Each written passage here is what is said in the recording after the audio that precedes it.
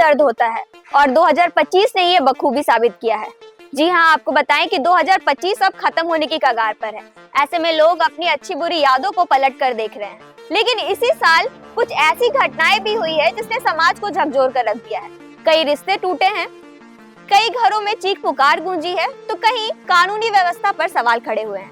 और यही वजह है कि लोगों ने इस साल को मर्द के दर्द का साल भी कहना शुरू कर दिया है। बीते साल के आखिरी दिनों से ही ये कहानी शुरू हो गई, जहां 9 दिसंबर 2025 को आईटी इंजीनियर अतुल सुभाष ने सुसाइड कर लिया। उन्होंने 25 पन्नों का सुसाइडल नोट लिखा, साथ ही 1.5 घंटे की सुसाइड की वीडियो भी बनाई।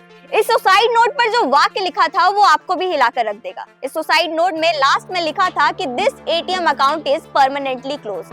साथ ही अतुल ने सुसाइड नोट में ये भी लिखा और अपने ससुराल पक्ष पर आरोप लगाया और साथ ही कानूनी व्यवस्था पर भी सवाल खड़े किए। जिसके बाद 2025 में एक के बाद एक ऐसे मामले सामने आने लगे, जहां फरवरी में टीसीएस में काम करने वाले मानव शर्मा ने आत्महत्या कर ली और सुसाइड नोट पर अपनी पत्नी और अपने परिवार वालों पर गंभीर आरोप लगाए। जिसके बाद मार्च में भी ऐसी ही घटना हुई और मेरठ का नीला ड्रम का मामला आप सभी को याद तो होगा ही, जिसमें मुस्कान ने अपने प्रेमी के साथ मिलकर अपने पति की ही हत्या कर दी। ये मामला पूरे देश में चर्चा का विषय बन गया, जिसके कुछ ही दिन के बाद ओरिया जिले से भी एक दर्दनाक घटना सामने आई, जहां प्रगति यादव ने शादी के कुछ दिन बाद ही अपने पति की मौत की साजिश रची, जिसने पूरे समाज को हिलाकर रख दिया।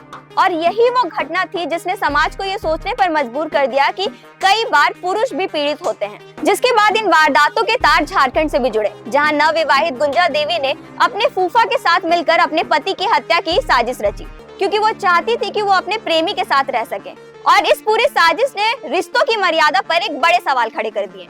जिसके बाद 2025 में कई पुरुष सोशल मीडिया पर खुलकर सामने आए। उन्होंने अपनी आप बीती बतानी शुरू की।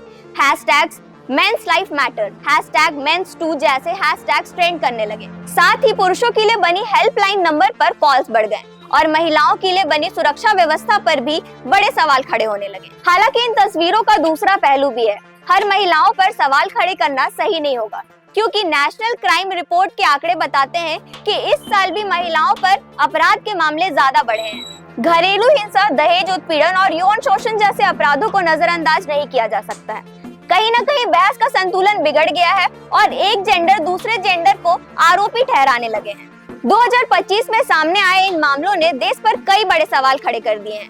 पुरुषों की मानसिक सेहत, कानूनी व्यवस्था, झूठे मुकदमे और कानूनी सुधारों पर अब खुलकर बात होने लगी है। अदालतों ने भी कुछ मामलों पर सख्त टिप्पणियां की, जिससे ये साफ हुआ है कि कानून में भी सुधार की जरूरत है। लेकिन किसी एक वर्ग को गलत ठहराना भी सही नहीं होगा।